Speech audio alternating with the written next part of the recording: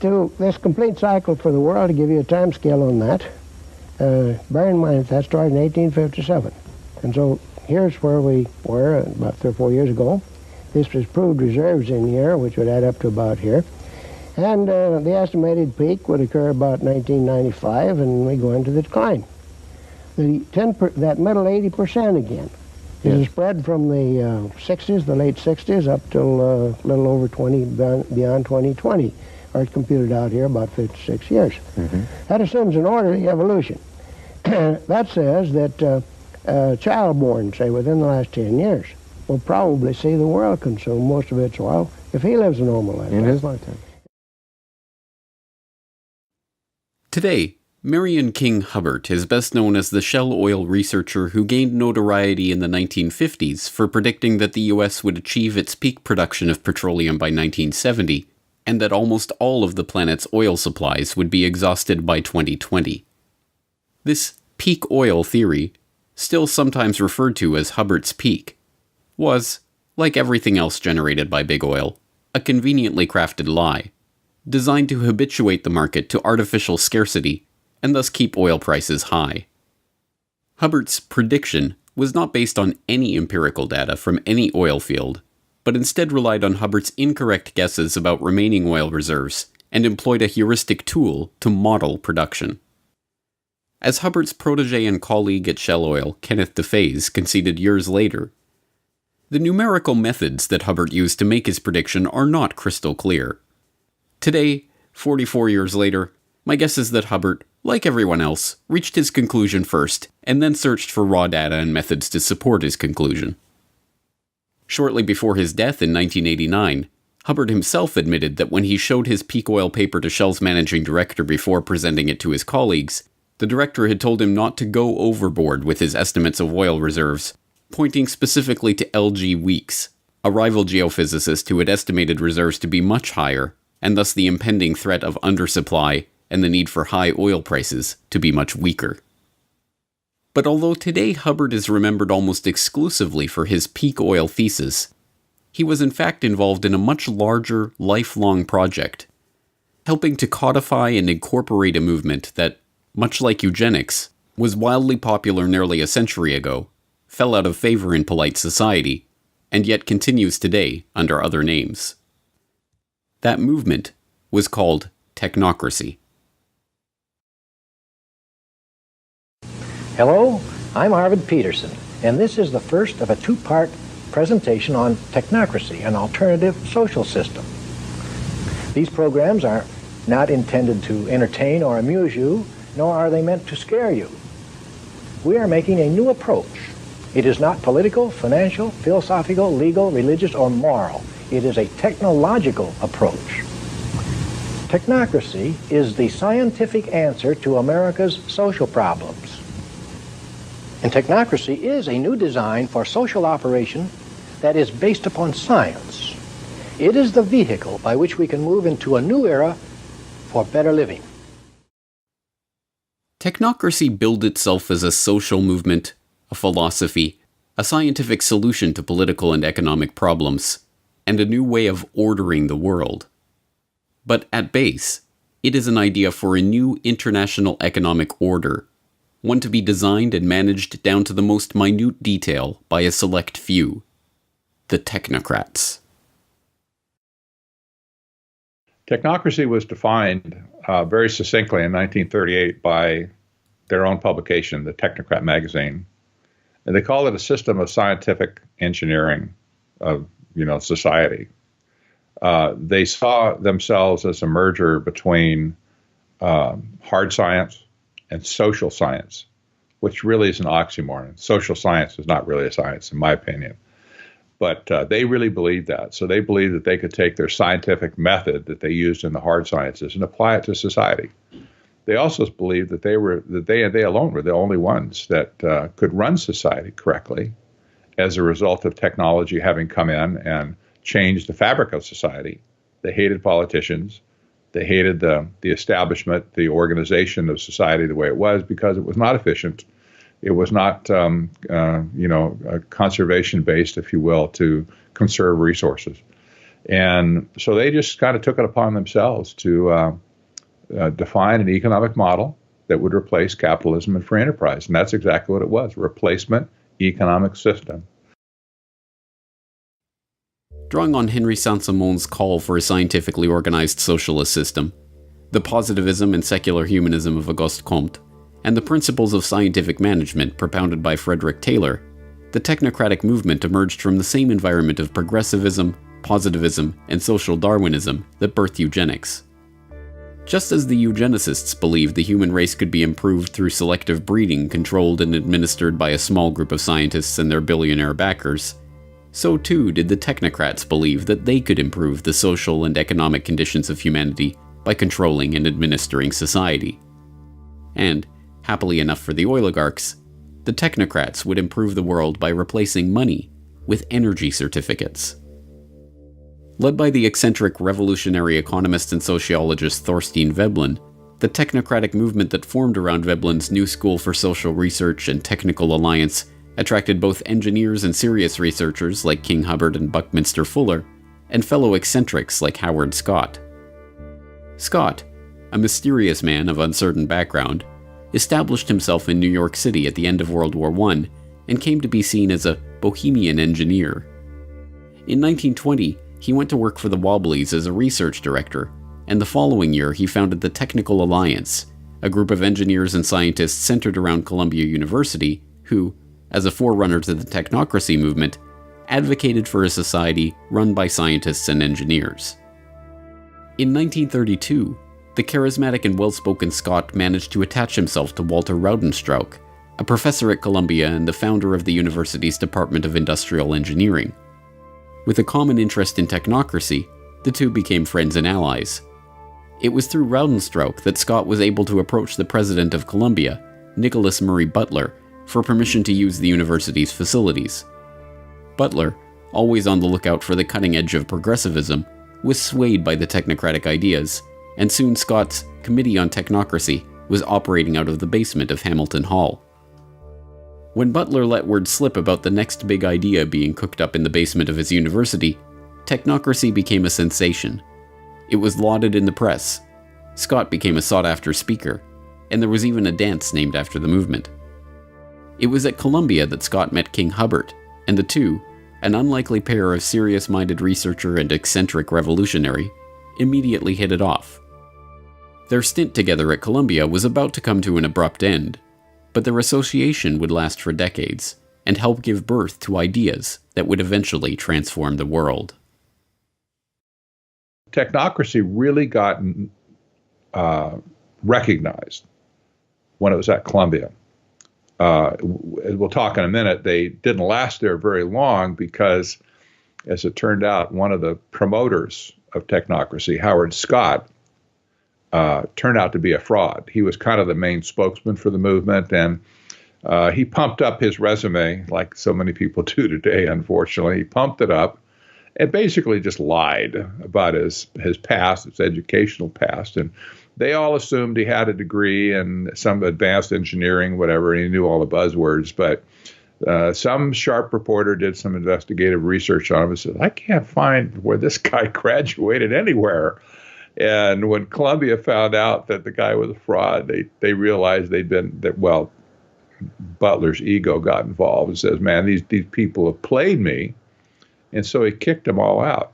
Just kaboom, drop kicked him right out of it. Said, get out of my building. And they all left and scattered. And the technocrats that were left at Columbia, there were several of them that were professors at Columbia at the time, they just zipped their lips, shut up, went back to work, figured out, I want to keep my job. I'm just going to, not ever mention technocracy again. It didn't mean they stopped believing, but they didn't talk about it for a very, very long time at Columbia. Disgraced, evicted from Columbia, and with the Committee on Technocracy disbanded almost as quickly as it had come together, Scott found himself at a personal low. Penniless and with an old debt having caught up to him, he had only one person he could rely on: M. King Hubbert. Hubbert let Scott live in his Greenwich Village apartment and paid out of his own pocket to file the Articles of Incorporation for Technocracy, Inc., a new membership organization that would carry on the principles of technocracy. The first step, of course, was to define precisely what those principles were. Hubbard got to work penning the Technocracy Study Course, the Bible of the technocracy movement. In it, Hubbard laid out the vision of an abundance of physical wealth on a continental scale for the use of all continental citizens, which, he warned, can only be accomplished by a continental technological control, a governance of function, a technate. The technocratic system was to be structured around a new monetary paradigm, one based not on dollars and cents, but energy certificates representing the nation's net energy expenditure. These certificates would be denominated in joules and issued based on a net energy budget deemed appropriate by the technocratic state's governing scientists. Citizens would be issued an equal share of the nation's certificates and make their purchases with them, and the information about these purchases would be relayed back to the central planning body for analysis. By this method, the technocrats could, in the words of one proponent, create a thermodynamically balanced load of production and consumption, thereby doing away with unemployment, debt, and social injustice. In the Technocracy Study Course, Hubbard, like a good technocrat, laid out the exact conditions that would need to be met for this vision to come to pass. According to him, technocracy would require all energy usage and all consumer spending throughout the nation to be calculated and registered on a continuous and instantaneous basis, a 24/7 inventory of all production and consumption, a complete registry of all products available for sale, where they were produced, how much energy was expended in their production, and where and when they were sold. And finally, a specific registration of the consumption of each individual, plus a record and description of the individual. Hubbard's vision was not just that of a totalitarian society, in which every detail of every interaction was recorded and reported to a central authority, but, for the 1930s, the concept of continuously and instantaneously updated registries of every good in the economy was not just audacious, but borderline insane. Nevertheless, suffering through the Great Depression, the American people were willing to listen to any ideas to replace the current system that had so obviously failed them, no matter how outlandish. Technocracy Inc. did attract a following, swelling into the tens of thousands later in the decade. But Scott's eccentric ways, compelling members to salute him in public and delivering rambling radio addresses, ultimately led to the movement's long, slow decline in relevance.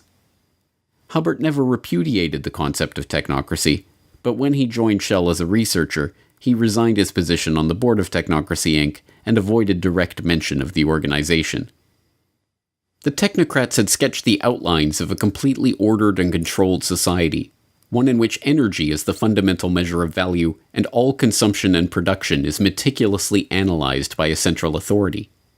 Technocracy Inc. still exists to this day, but the language and thinking of the technocrats has, like eugenics, undergone a metamorphosis. And, also like eugenics, the name may have faded into obscurity, but the idea lives on in the hands of the oligarchs.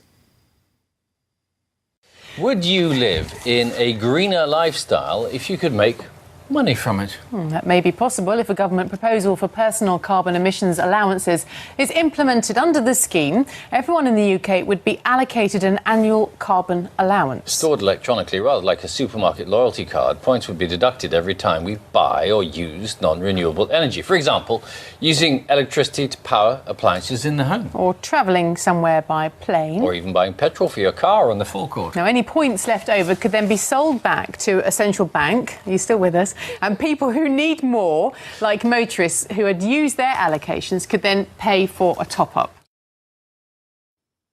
Carbon rationing, carbon trading, carbon taxes, cap and trade.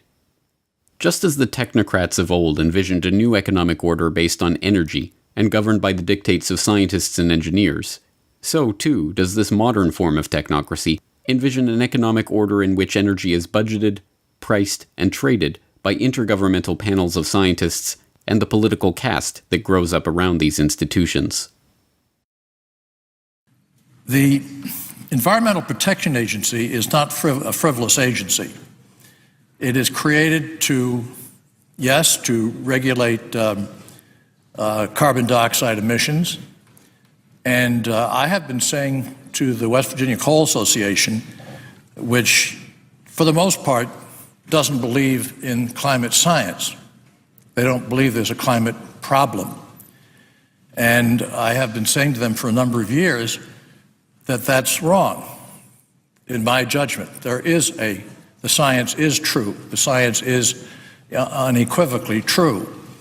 And that there is a price to carbon in their future. I said this a couple of months ago. There's a price to carbon in their future. But I believe that the cap and trade approach is the essential first step, partly because it is the only basis upon which we can envision a truly global agreement, because it's very difficult to imagine a harmonized global tax. A carbon tax, or any other way of putting a carbon price, is actually, from an economic point of view, the most effective and efficient way to do this. Okay, you can regulate and you can do, all kinds of things, but nothing is as strong a market signal to the private sector as a carbon price, whether that be a carbon tax or whether it be a cap and trade, which is what California is doing, or any of the other measures that ultimately give you a carbon price. But that is the simplest, cleanest, most powerful signal. So if that's possible, I'm with you. These measures are sold to the public as a way of penalizing the big oil interests that have spent the last century monopolizing the world's key resources and plundering the earth in the pursuit of profit.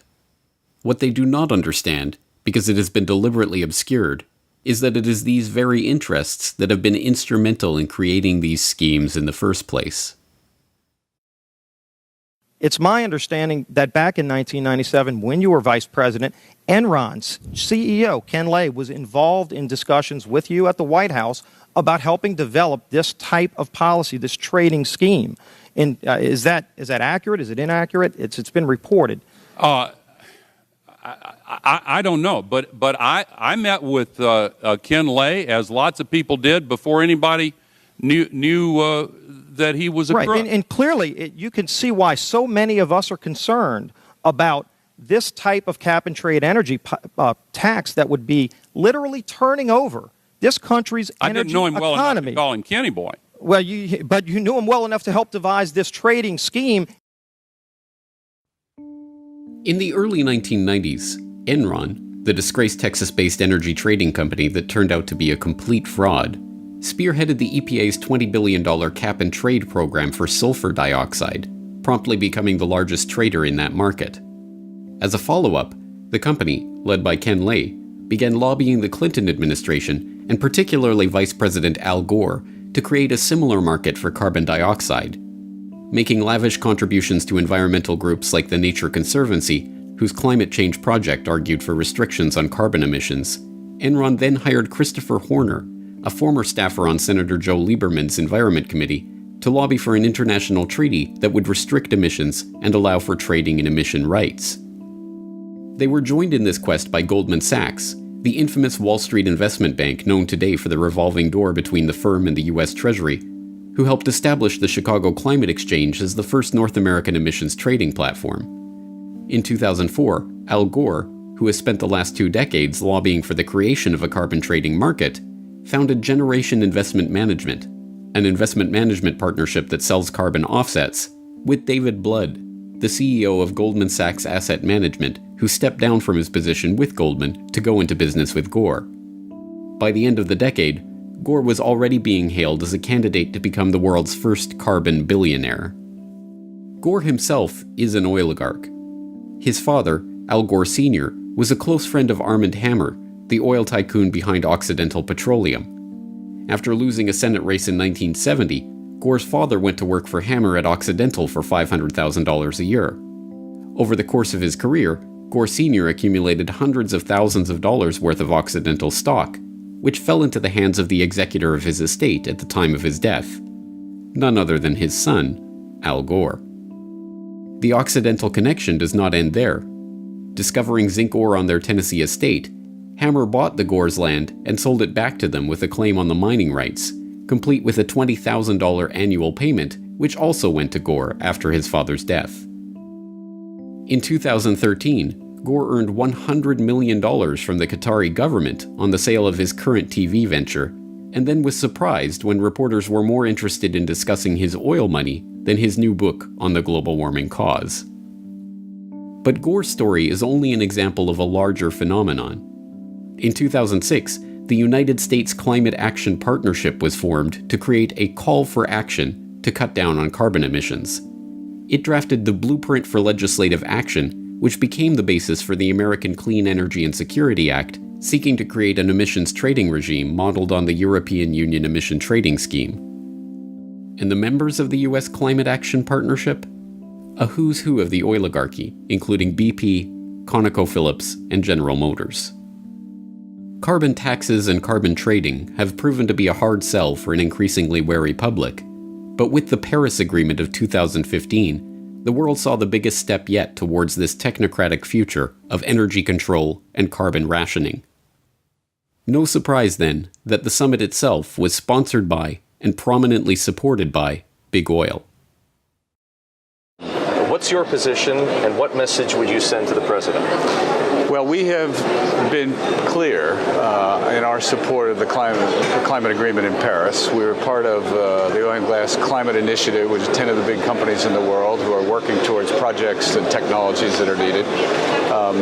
I think we all want to know how the formula will work, but I think the concept of Paris needs to stay in everybody's mind on the issues of we've got to transition the world to a lower carbon forms of energy. I have no doubt it will happen. Yes, I think that what happened in Paris is very, very important. And Mr. Ban Ki-moon underlined that yesterday, that is important not only for the planet, not only for our citizens, not only for our children, it is important for the business. But using energy as the new metric of value for the post-carbon economy is just one element of the neo-technocratic vision. When Hubbert wrote his Technocracy study course, he made it clear that technocracy could not come to fruition without 24/7 surveillance of all energy usage and a continuous stream of data about all goods being produced by and consumed by society. But whereas in the 1930s such a system must have seemed like a delusional flight of fancy, today it is already being implemented.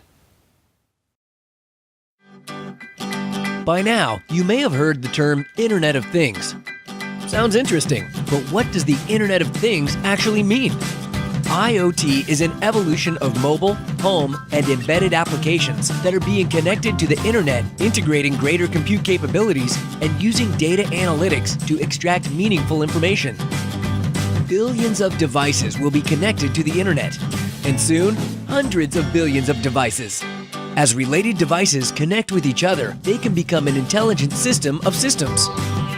And when these intelligent devices and systems of systems share data over the cloud and analyze it, they can transform our businesses, our lives, and our world in countless ways. Why create a smart city? Well, smart cities are more responsive to citizens, and they help reduce environmental impact. They're more cost-effective and they're safer. Smart cities make people happier and more connected to their community. Cities are becoming increasingly instrumented. Sensors that enable the capture of all sorts of data are being integrated across city systems, providing critical information on city activity and operations. Sensors on a bridge transmit data on its physical condition. A camera on a freeway relays traffic flow, and digital meters record water and energy usage in real time. Mobile and social channels enable local governments and citizens to communicate with each other, creating yet another source of useful data. Advanced analytics can now readily identify trends and patterns within these massive amounts of data.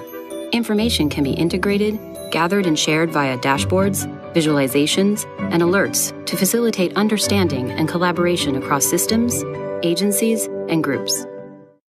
This department store in Bundang has introduced a new way to shop.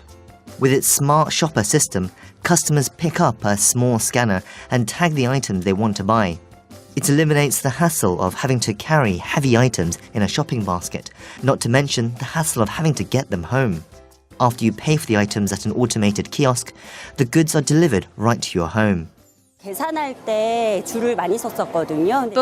I had to wait in long lines at the checkout, but now I can use a smart shopper system to pay.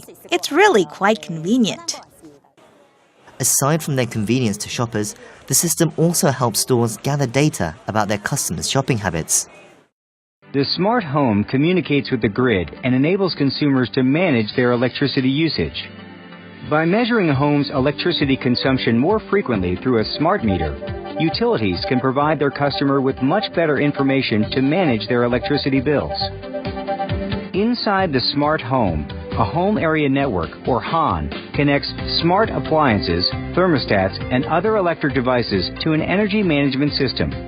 With the smart meters, they'll be able to tell exactly what's going on in your home at down to the microsecond, based upon 24/7 communication with all of your appliances, which will also in the future, if this goes through fully and if there's not a public backlash, all of your appliances will need to have a wireless transmitter on them, and they'll need to be, certified under some smart, program. So this means that not only, just stepping aside from one moment to the health issue, this means that not only is your smart meter emitting on average of 13,000 microwave pulses per day, but every one of your appliances is going to be doing the same thing because it will be needed to be communicating with the smart meter itself. So that is a serious concern. We'll get into that a little bit later. But as far as the privacy issue, just diving right in, the current CIA director, David Petraeus, was quoted as saying, "We're going to use smart appliances to spy on you." And it's almost like, and he was later down in the article, and it's very just putting it out there. It's kind of like, it's getting to a point now, James, I'm sure you're seeing this, is like, it's just getting more and more in your face. And it's kind of like this collective force of the controllers, and they're kind of saying, this is what we're going to do, and what are you going to do about it? So they're almost challenging us in a sort of, schoolhouse bully sort of way. What are you going to do about it?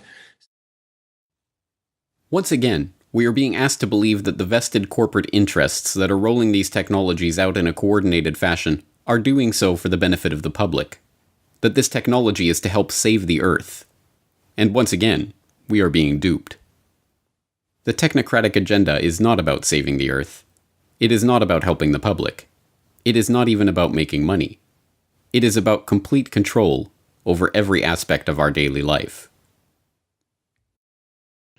So there's two levels, and the way I look at technocracy, there's two levels operating at the same time. There's the operational side of it that has to do with things like smart grid, that have to do with things like various technocratic innovations. Surveillance is another big hot button for technocracy. These are operational issues. From a strategic point of view, which is where the Rockefeller type people operate, it's a different view of where it's headed. On an operational level, it's headed towards scientific dictatorship. And you don't have to be a visionary to figure that one out, anymore. You don't. It's there. But on a strategic basis, what's happening is that there's a massive resource grab going on all over the planet. And when I say resource grab, you have to put yourself in Rockefeller's shoes and the banker's shoes, the Rothschild shoes and whatever, and say, what do you do when money wears out? What do you do? When you sucked all the value you can out of the monetary systems you created, what's left? Well, you and I don't think about those sort of things because we don't have that much money. But these people at the top, especially the bankers, I'm sure they stay up at night thinking, what's after money? What comes after money? The Rockefeller family, especially, has always been a resource-intensive family. That's what oil was all about in the first place. It was a resource, and they understood that energy would be the most important factor in the world over any other type of resource. They understood that. That's why they wanted to create a monopoly over energy. Well, today, as money has been sucked dry The only thing left to do is to make a grab for the resources themselves. And that's what sustainable development is all about, is taking the resources of the world away from you and me, away from private companies that aren't part of the clique, if you will, and putting them into a global common trust that will be managed by them for their benefit.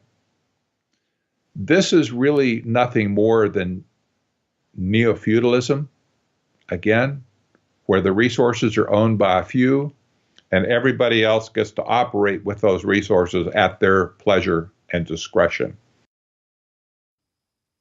The technocrats and the functionaries of this agenda, like Hubbert and his colleagues in Tecnocracy Inc., pioneered this idea because they believed that they, the technocrats and engineers, would be able to solve the world's problems. But the oligarchs and bankers who funded their ideas into existence did so because it would help them to become the rulers of a system so perfectly crafted that no resource, no commodity, no person would be beyond their control. And now, in the 21st century, that technocratic vision is coming into view. And it is being helped along by a public that believes the post-carbon future represents the end of the oligarchy. They couldn't be more wrong.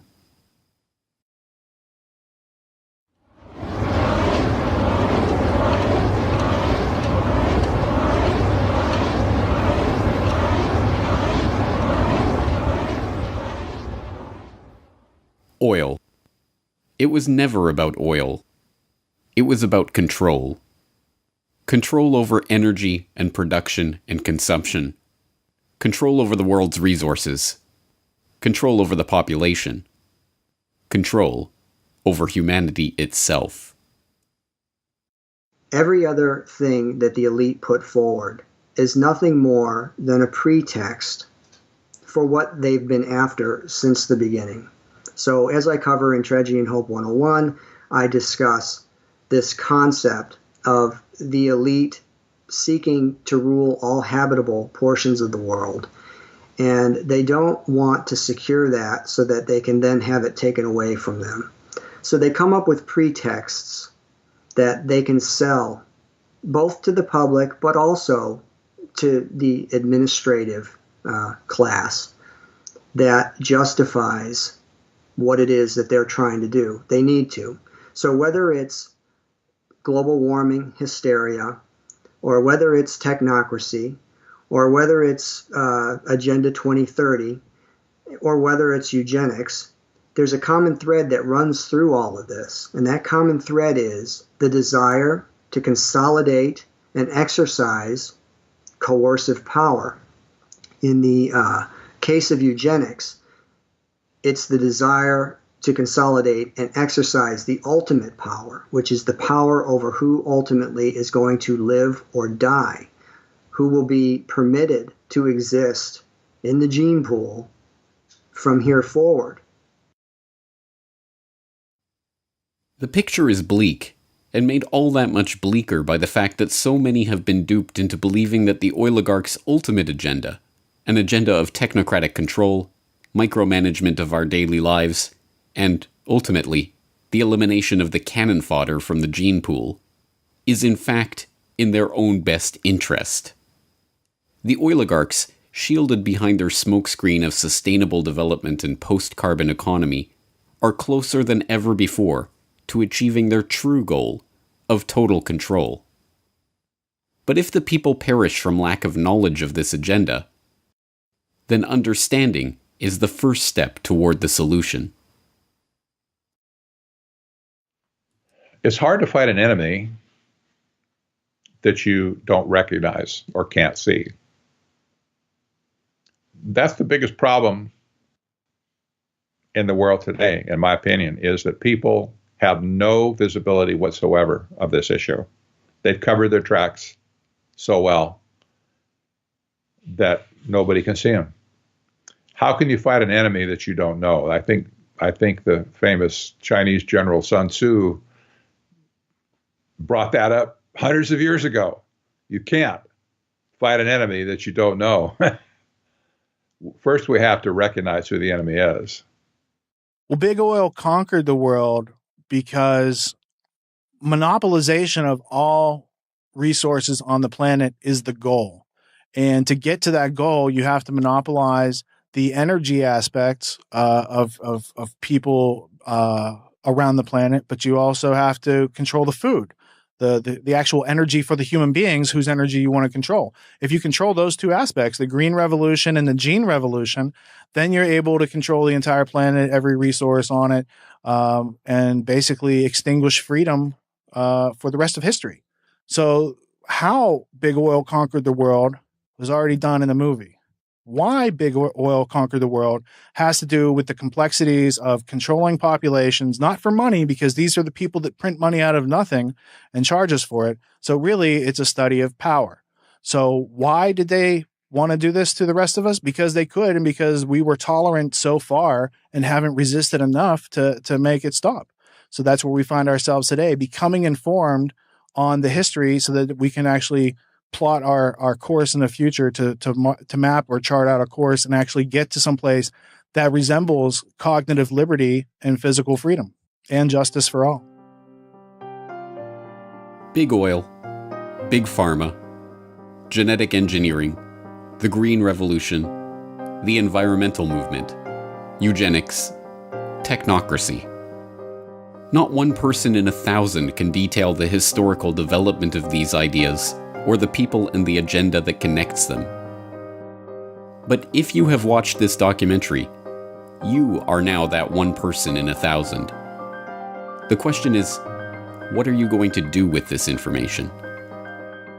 As the oligarchs' quest for total control comes into view, it's difficult to remember that it all started a century and a half ago with Devil Bill Rockefeller, a 2-bit snake oil salesman always on the run from the last group of marks he managed to con.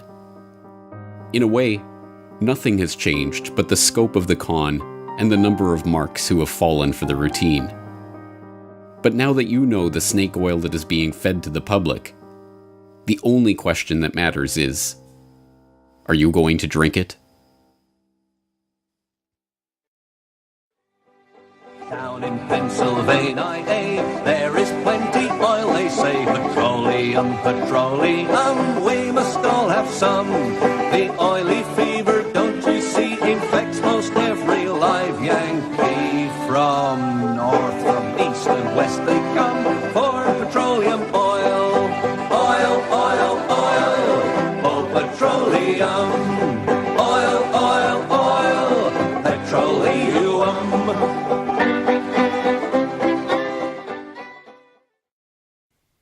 Hello, this is James Corbett of CorbettReport.com, the writer, director, narrator, and creator of the documentary you've just been watching, Why Big Oil Conquered the World. And if you have just watched this documentary all the way through, as well as the previous documentary on how big oil conquered the world, then as I say towards the end, you really are now better informed than the vast majority of the public on these issues and on the history of this picture that I'm trying to paint here.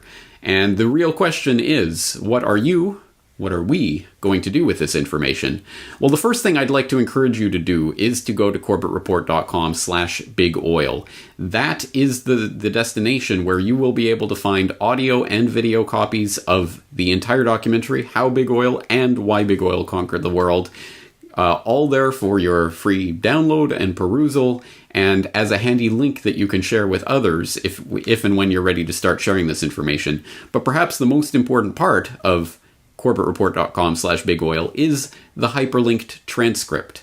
Everything that is said in this documentary, including sources to all the source documents from which this information came, is in that transcript. It is a very important tool for people to use when you are ready to start delving into this information in greater detail, because as much ground as I was able to cover in the 3 hours of this combined documentary, there's still so much more that needs to be said and so much more information that helps to color in this image that I've only sketched the broad outlines of here. And the transcript, along with the hyperlinks to source documentation, is a good way to start filling in the different pieces of this puzzle. But it doesn't end there, and I'm not going to end the story there, because there are I could have easily made several documentaries instead of just this one and trying to condense it all into one. There's so much more that needs to be said, and certain things that only appear in the documentary for 1 or 2 minutes can and should be developed into entire hour-long explorations. So that's exactly what I'm going to be doing in the coming weeks and months. I'm going to be further developing some of the ideas that are introduced here and some of the characters and history, and fleshing them out in podcast episodes on CorbettReport.com, where we'll explore these issues in much greater detail. So please stay tuned for that. And as I say, once you've started getting into this research and looking at some of the source documents, and you are familiar with this material and you want to share it with others, then CorbettReport.com/bigoil is the place to go and the place to send people to for that exploration. Other ways that you can help with this work, rather than simply spreading the information, which is the first and foremost and most important thing, but also I will be doing interviews on this subject and on this documentary. So if you have a favorite radio program or podcast or whatever it is that you listen to or enjoy, and you'd like to hear me on there being interviewed about this, please do send your suggestions into those various hosts to have me on, and that would be appreciated. The other thing you can do is to get physical hard copies of this, because there are people out there who don't trust anything they see on the internet. But if it's on a physical disc, they'll be more receptive to it. Well, that's fine. And other people just want a physical hard copy of it. Well, you can purchase a physical hard copy of the documentary, both How Big Oil Conquered the World and Why Big Oil Conquered the World. They're available in a 2 DVD set that is now available from CorbettReport.com for $20 US. That includes shipping and handling anywhere in the world. It's 2 discs. It's the 3-hour documentary in complete form here. So that is a valuable resource as well. And I, as always, highly encourage you to make copies of this and hand it out to everyone and anyone, friends and neighbors and coworkers and total strangers and anyone else who you think might be receptive to this information, because this is a huge, huge topic, and no one of us has all the pieces to this puzzle. It is only through all of us coming at this material from our different perspectives and experiences with our different knowledge bases that we'll be able to really construct the big picture of what's happening here. So, as I say, lots more coming on this material in the coming weeks and months to help flesh this out at CorbettReport.com. But in the meantime, please do go to CorbettReport.com/bigoil for all of the information regarding this documentary. I think it's the most important information that we can be talking about right now, and I hope that you'll join me in that conversation at CorbettReport.com/bigoil. Thank you.